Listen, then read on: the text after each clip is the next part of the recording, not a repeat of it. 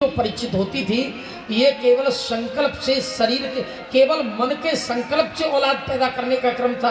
शुरू में मैथुनी स्त्री और पुरुष के संसर्ग के द्वारा औलाद पैदा करने का क्रम नहीं था। पहले जो मन में संकल्प किया, लड़का लड़की पैदा। प्रेम से बोलो श्री राधे। यहाँ तक की सृष्टि ये है, लेकिन ब्रह्मा बाबा का अब सृष्टि आगे बढ़ने जा रही है।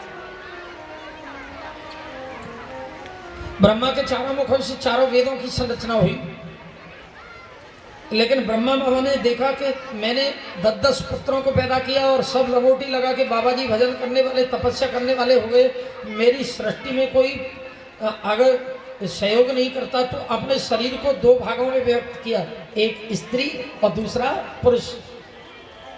स्त्री का नाम है शत्रुपा और पुरुष का नाम है स्वाम्भु मनु। स्वाम्भु मनु और शत्रुपा से 5 संतानें पैदा हुई, 3 बेटियां और 2 पुत्र। बेटियों के नाम सुने, देवहूति, आकुति और प्रसूति नाम की 3 कन्याएं, और प्रियव्रत और उत्तानपाद नाम के 2 पुत्र।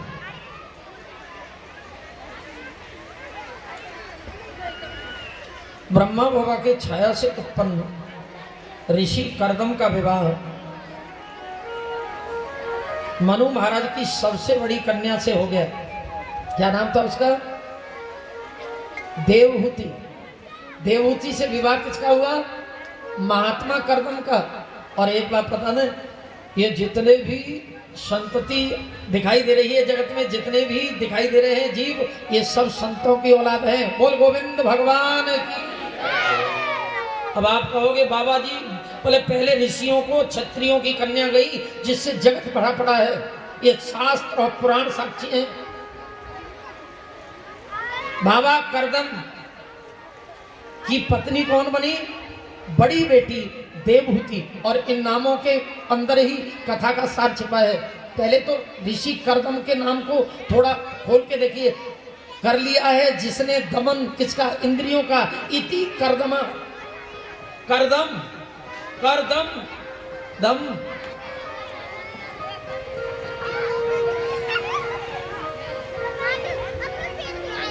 बेलाम लगाम के घोड़े की तरह छोड़ दिया, आवाज सही कर रहा है। श्री राधे, श्री राधे, राधे, श्री राधे, श्री राधे। कर्दम पत्नी का नाम देवहूति। देवहूति, देव आहुति। देव आहूत, आहूत माने बुलाने की शक्ति है, जिसमें किसको? राक्षसों को नहीं, देवताओं को। देवताओं को बुलाने की शक्ति रखने वाली पत्नी।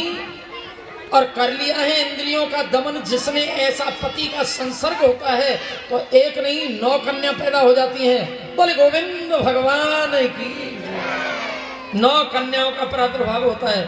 बाबा जी ने ऐसा विमान बनवाया, ऐसा कामत विमान बनवाया कि बाबा की तपस्या तो खूंटी पे लटक गई।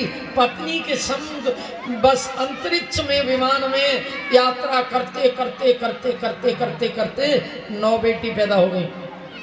कितनी? 9 बेटियां। बाबा जी ने पत्नी से एक दिन कहा, बोले देवी अब तो मेरा साथ छोड़, मुझे भजन करने दे। 9 संतानें तेरे पास हैं। बोले सुनो जी, क्या है? बोले सुनो, 9 की जगह 100 हो जाए तो भी मुझे चाहिए। बोले क्या चाहिए? बेटा चाहिए। पहले भी ये बात थी, बेटा बेटी नहीं, एक बेटा चाहिए। पति पत्नी दोनों ने 1000 वर्ष तक एक चरण पर तपस्या किया, और तपस्या में नारायण प्रकट हो गए। ब्रह्मगुरु ही वरदान मांगिए, क्या मांगना चाहते हो हे दंपति? बोले प्रभु अंतर्यामी हो, मन की जानने वाले हो। बोले तो फिर आ रहा हूं, मैं ही तुम्हारे यहाँ पुत्र बनकर। स्वयं परमात्मा ही माता के उदर में तेज रूप से स्थापित हो गए, और महर्षि कश्यप की कुटिया में आज सही समय पाकर भगवान का प्रादुर्भाव होने जा रहा है। बोलिए कपिल भगवान की।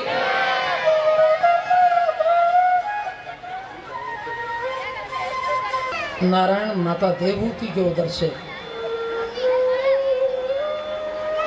प्रकट हुए।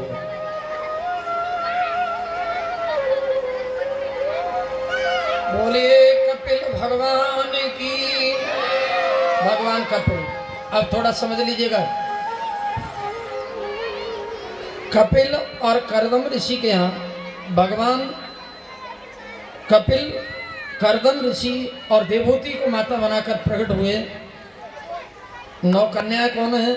देखिए, जो इंद्रियों का दमन करता है वो, और जो देवाहूत कर सकता है, ये शक्ति जब सम्मिलन होता है तो निश्चित ही नवदा भक्ति का प्रादुर्भाव होता है। 9 कन्याएं कोई साधारण कन्या नहीं है, ये 9 भक्ति ही नवदा भक्ति के रूप में 9 कन्याएं हैं। और जहाँ 9 में से एक भी कन्या हो, निश्चित परमात्मा आता है। यहाँ तो 9 कन्याएं हैं, स्वयं परमात्मा पधारे।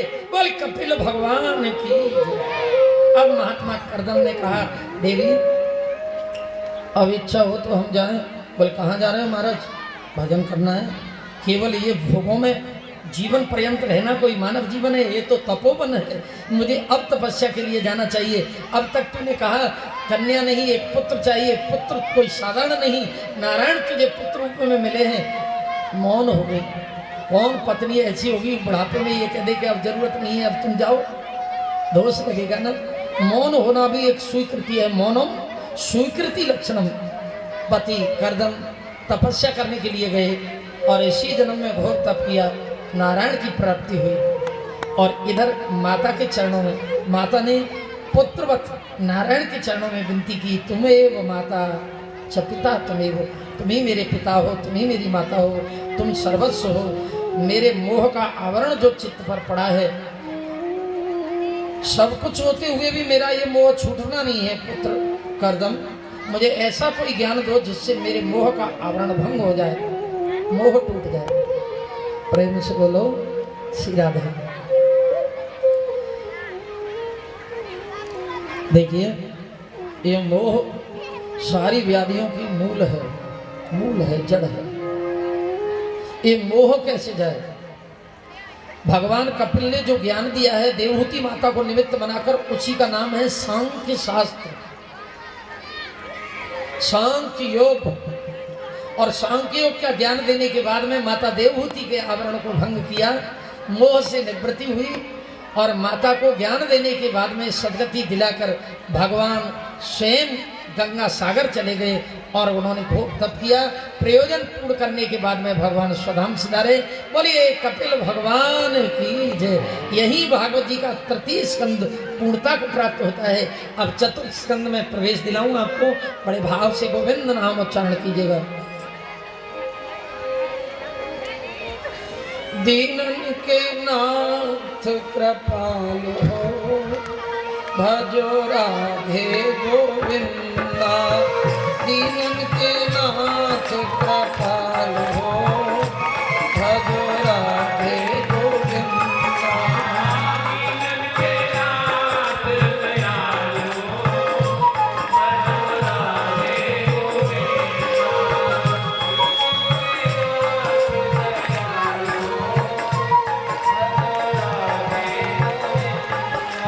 राधे गोविंद भज राधे गोविंद। राधे गोविंद। आवाज सही करो, आवाज सही करो।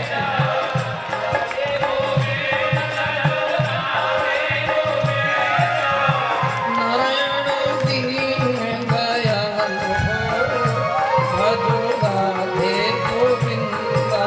नारायण दीन दयाल हो, भजो राधे गोविंद। नारायण दीन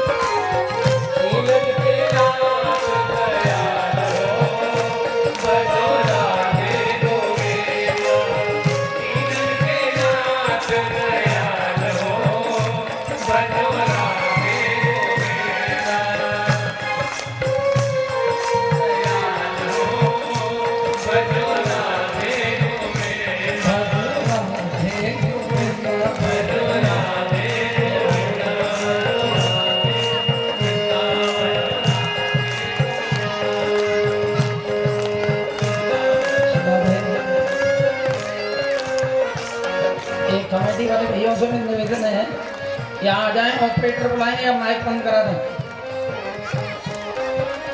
ये माइक को बंद करा दीजिएगा, बिना माइक के सुने।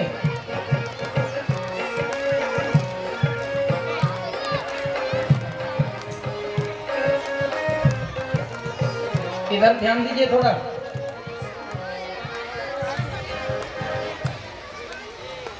हेलो, चतुर्थ स्कंद में बच्चा खो गया है, बच्चा खो गया, सृष्टि क्रम वर्णन के अंतर्गत किसी का बच्चा खो गया है। लड़का किसका है भैया? ये बहुत देर से रो रहा है। किसी माता बहनों का बच्चा, वहां हाथ ऊपर कर दे, किसका है बच्चा?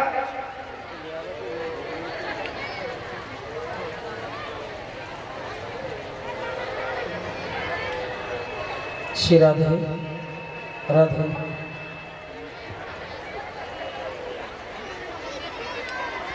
चतुर्थ स्कंद में भगवान श्री सुखदेव जी महाराज ने परीक्षित को सृष्टि क्रम वर्णन के अंतर्गत मनु जी महाराज की दो कन्याओं का वंश वर्णन करते हुए कथा को गति दिया। आकृति नाम की कन्या को प्रजापति रुचि के लिए विवाहित किया। रुचि को आकृति नाम की कन्या ने स्वयं परमात्मा को ही पुत्र बनाकर प्रकट किया। बोले यज्ञ पुरुष भगवान की जय। यज्ञ नारायण ही स्वयं पुत्र बनकर आए। दो कन्याओं ने परमपिता परमात्मा को पुत्र बनाकर प्रकट किया। सृष्टि के आदि में पहले माताओं में ये प्रतिस्पर्धा थी, ये होड़ लगी रहती थी, कौन महान पुत्र पैदा करेगी। तो दो कन्याओं ने नारायण को ही पुत्र बनाकर प्रकट किया। दो कन्याओं ने पुत्र बना लिया नारायण को। और तीसरी कन्या का नाम है प्रसूति। प्रसूति नाम की कन्या को दक्ष प्रजापति के लिए विवाहित किया। और दक्ष प्रजापति के 16 कन्याओं का वंश वर्णन आता है। 16 कन्याओं में से 13 धर्म को विवाहित कर दी। एक कन्या पितरों को विवाहित की जिसका नाम है स्वाहा सुधा। एक यज्ञ पुरुष भगवान को विवाहित की जिसका नाम है स्वाहा। और सबसे छोटी कन्या जिसका नाम है सती, जो देवादिदेव भगवान शंकर को विवाहित की। बोल गोविंद भगवान की जय। ये दक्ष प्रजापति की कन्या है। 16 कन्याओं का वंश वर्णन है। या प्रजापति दक्ष, प्रसूति और दक्ष प्रजापति से जो 16 कन्या हुई उनका वंश वर्णन नहीं है। लेकिन सबसे छोटी कन्या किसके लिए विवाहित की? देवादिदेव महादेव। ये 3 कन्याओं में से 2 कन्याओं ने नारायण को पुत्र बनाया, लेकिन तीसरी कन्या ने नारायण को पुत्र तो नहीं बना पाई, लेकिन दामाद के रूप में देवादिदेव महादेव को प्राप्त किया।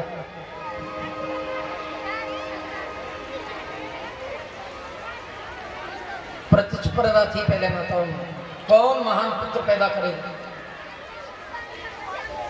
एक कन्या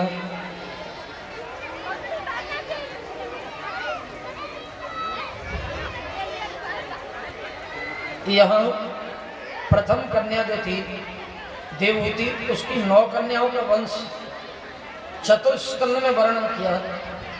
पहली कन्या जिसका नाम कला है, उसको मरीच ऋषि को विवाहित किया। मरीच ऋषि को कला नाम की कन्या ने 2 बेटे दिए, कश्यप और पूर्णा नाम के 2 पुत्र। एक कन्या प्रकट हुई जिसका नाम है देवकुल्या। और देवकुल्या नाम की कन्या अगले कल्प में जाके देव कन्या थी। ये स्वयं पुण्य सलिला पापनाशिनी विष्णुपदी। बोले गंगा मैया की जय। कला नाम की कन्या की बेटी ही गंगा बनकर अवतरित हुई, गंगा मैया के नाम से जानी गई। दूसरी कन्या का नाम है अनुसुईया। अब मेरी माताएं थोड़ा सा बिल्कुल शांत होकर इस कथा का पान करें।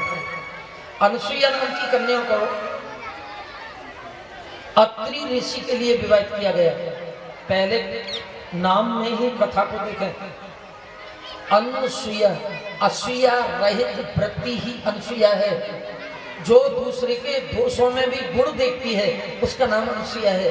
कभी भी दूसरे के दोषों को दोष नहीं मानती। सपने नहीं देखे पर दोषा, दूसरे का दोष न देखे।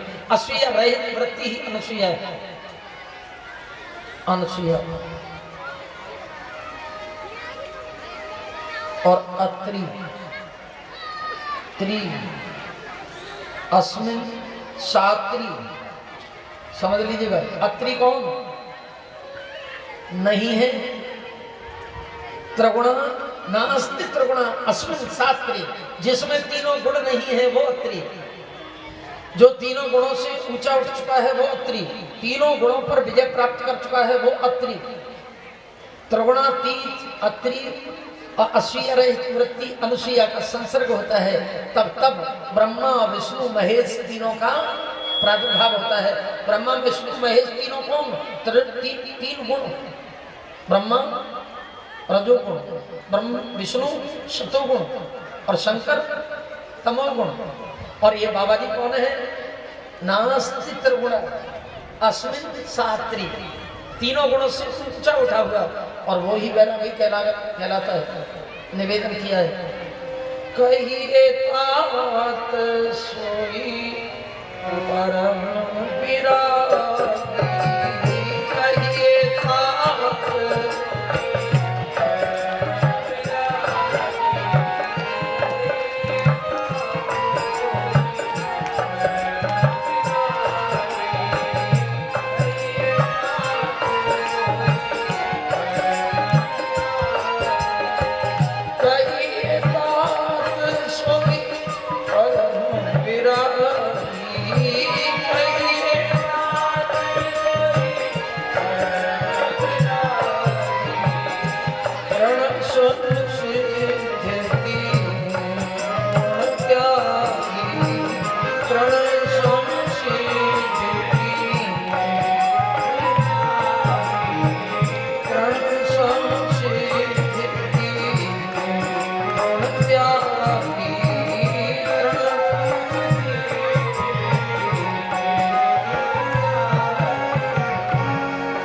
के समान तीनों गुणों को जो त्याग देता है, या तीनों गुणों से ऊंचा उठ जाता है, या तीनों गुणों पर जो विजय प्राप्त कर लेता है, वो है अत्रि। अत्रि और अनुसूया के द्वारा ब्रह्मा विष्णु महेश वो निश्चित तीनों गुणों उसके पुत्र बनने के लिए तैयार हो जाते हैं। हम पुत्र बनेंगे। भागवत जी के अनुसार ये कथा सुंदर कथा है। अत्रि और अनुसूया का विवाह हुआ है।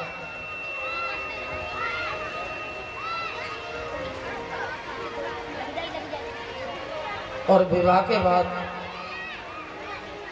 अनुसूया को लेकर अत्रि एक पर्वत पर चले गए। बोल गोविंद भगवान की जय। सह पत्न्या ययोद्रक्षम कुलाद्रम तपसी मस्तता।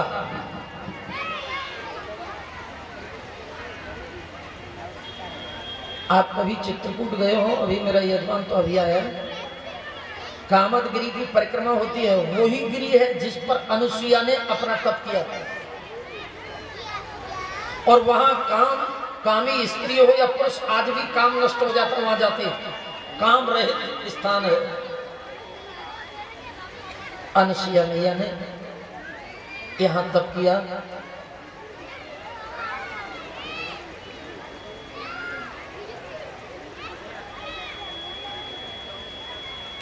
जब पति पत्नी दोनों तप करने गए तो 100 वर्ष तक घोर तप किया। क्यों भाई? विवाह से पहले तप तो किया जाता है, लेकिन विवाह के बाद में प्रेम से बोलो श्री राधे। समझ लीजिएगा कुछ।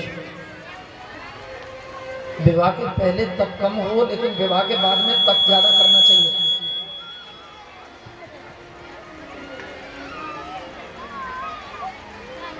श्री राधे राधे। भागवत कहती है विवाह की तदोपरांत तप साधना। शादी दंपत्ति जीवन में प्रवेश करने के बाद,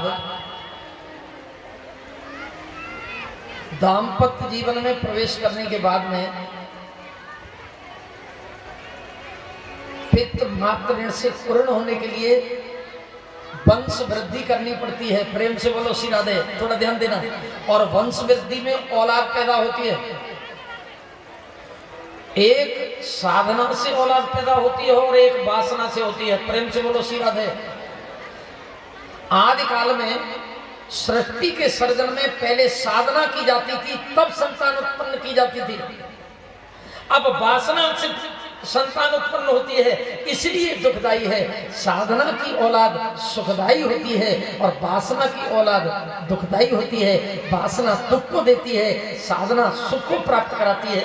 यही जीवन है। इसलिए सह पत्नियां ययोदृक्षम कुलाद्रम तपसी माचता, 100 वर्ष तक पत्नी दोनों ने एक चरण पर घोर तप किया और तीनों देवता अपने अपने वाहनों से प्रकट हो गए। ब्रस हंस सुपणस्तो स्वे स्वे चिन्नस चिन्नतान।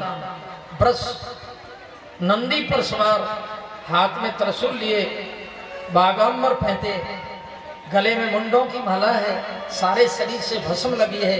बोले शंकर भगवान की जय। भगवान शंकर प्रकट हो गए। हंस पर सवार, 4 वेद हाथ में लगे हैं, 4 मुख वाले हैं और ब्रह्मा बाबा। बोले ब्रह्मदेव भगवान की जय। सुपर्णस विनतानंदन गरुड़ जी पर सवार होकर वेद ध्वनि पंखों से करते हुए स्वयं शंख चक्र गदा पद्म अभिव्यक्त चतुर्भुजम, 4 भुजा से भगवान स्वयं पधारे।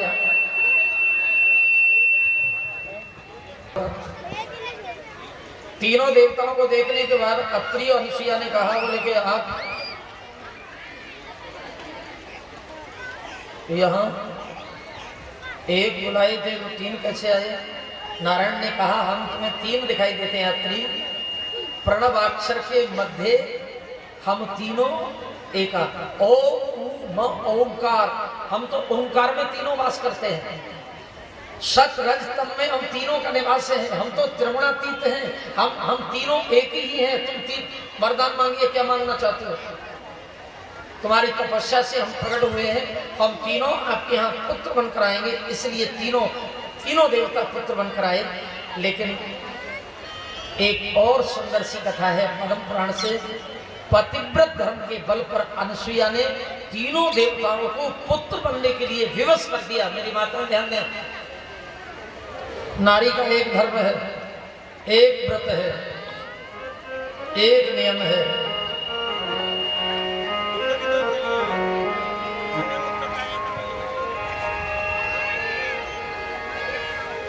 एक ही धर्म, एक व्रत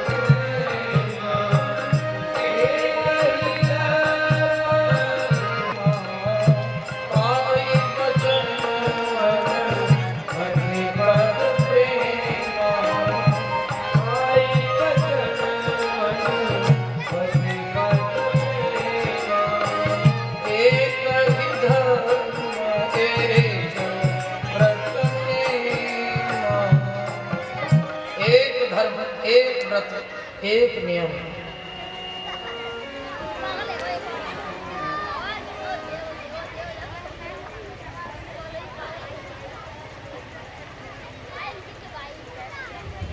आप बात कर रही हो माताओं, मैं आपके नियम का निरूपण कर रहा हूं। ये केवल आपकी कथा है, ये तो सुन रहे हैं इधर बैठने वाले। आपकी कथा निवेदन कर रहा हूं। नारी का धर्म क्या है, उसका व्रत कौन सा रहना चाहिए, उसका नियम क्या है, ये मैं आपके लिए निवेदन कर रहा हूं। आप फिर भी नहीं सुन रहे।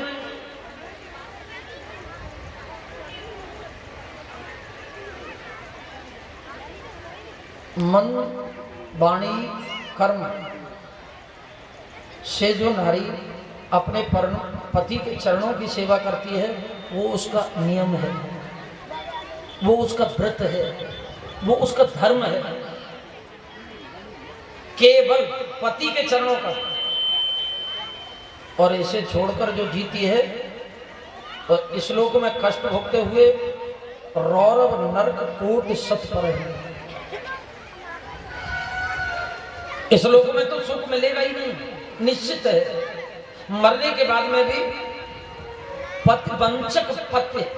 पति से वंचक चलेगी इस जीवन में और उससे विरोध में रहेगी, तो अगले जन्म में भरी जवानी में विधवा हो जाएगी। राधे बोलो साहब, ऐसा शास्त्रों का लेख है, मैं नहीं कह रहा हूं। इसलिए इस जन्म में कष्ट भोगते हुए अगले जन्म का एक प्रारब्ध बना के जाए, इसलिए सावधान रहना चाहिए। नारी का जन्म ही केवल पति के लिए हुआ है।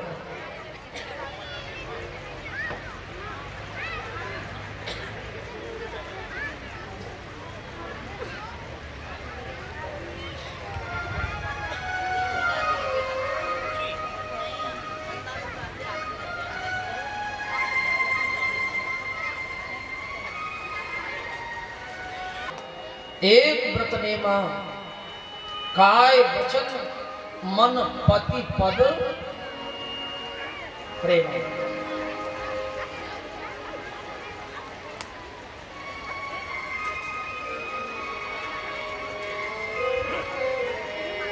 सीख अनुसुईया सीता को देने लगी।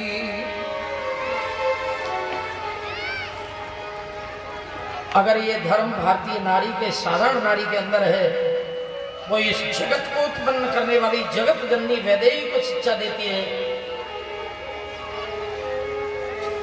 सीख अनुसुईया सीता को देने लगी।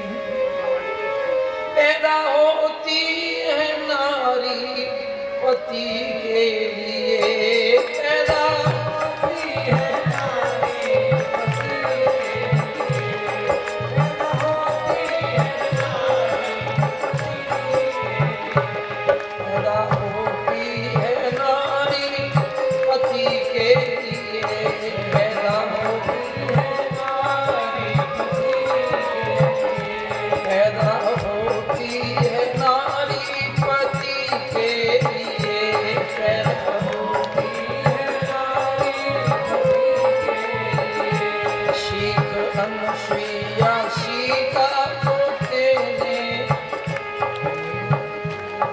जगत जननी परमा शक्ति सीता को अनुसुईया ने ये पतिव्रत धर्म के बल पर शिक्षा दी कि नारी का जीवन केवल पति के लिए, और ये प्रमाण मिला पद्म पुराण में।